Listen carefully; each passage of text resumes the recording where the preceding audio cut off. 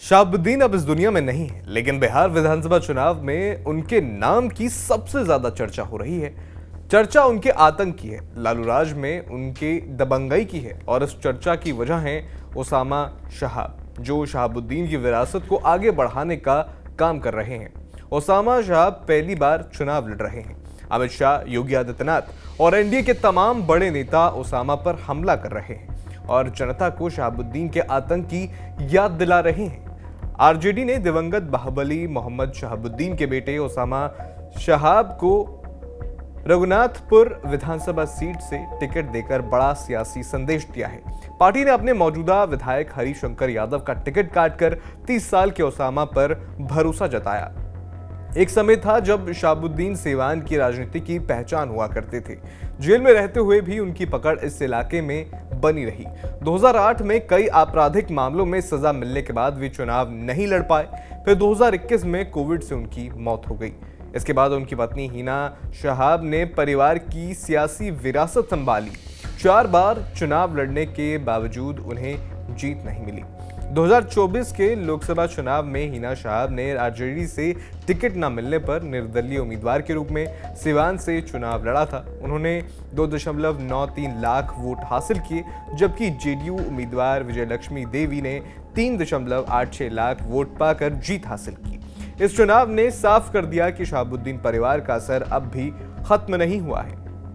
इसी सियासी आधार को देखते हुए आरजेडी ने ओसामा शहाब को मौका दिया है। पार्टी को भरोसा है कि रघुनाथपुर जैसी मुस्लिम यादव बहुल सीट पर ओसामा अच्छा प्रदर्शन कर सकते हैं। ये सीट शहाबुद्दीन के प्रभाव वाले इलाके सिवान जिले में ही आती है, लिहाजा आरजेडी को उम्मीद है कि ओसामा का नाम वोटरों में पुरानी यादें ताज़ा कर देगा। ओसामा के बारे में कहा जाता है कि उन्होंने लंदन से लॉ की पढ़ाई की है, लेकिन चुनावी हलफनामे में उनकी पढ़ाई 10वीं तक ही बताई गई है। पिछले साल वे जमीन विवाद के एक मामले में 3 महीने के लिए जेल भी जा चुके हैं। राजनीतिक जानकारों का मानना है कि ये चुनाव केवल एक सीट का नहीं, बल्कि शहाबुद्दीन की विरासत बनाम नए बिहार की राजनीति की परीक्षा भी है। बीजेपी के बड़े बड़े नेता लगातार अपनी सभाओं में शहाबुद्दीन के नाम पर ओसामा पर हमला कर रहे हैं। वो जनता को बता रहे हैं कि अगर ओसामा की जीत हुई तो फिर से सिवान में शहाबुद्दीन वाला दौर आ जाएगा। एक चुनावी सभा में यूपी के सीएम योगी ने कहा कि जिसका नाम ही पूरी दुनिया में इतना बदनाम है, उसका काम कैसा होगा। ओसामा शहाब की सबसे बड़ी मजबूती शहाबुद्दीन का बेटा होना है।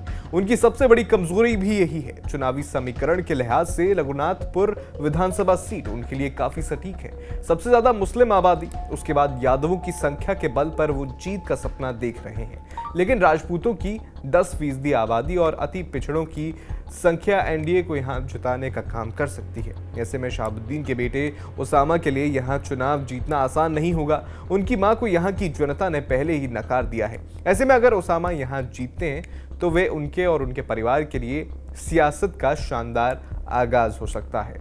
ये खबर आपके लिए हमारे सहयोगी कन्हैया ने लिखी थी। इस पर आपका क्या कहना है, हमें कमेंट बॉक्स में जरूर बताएं।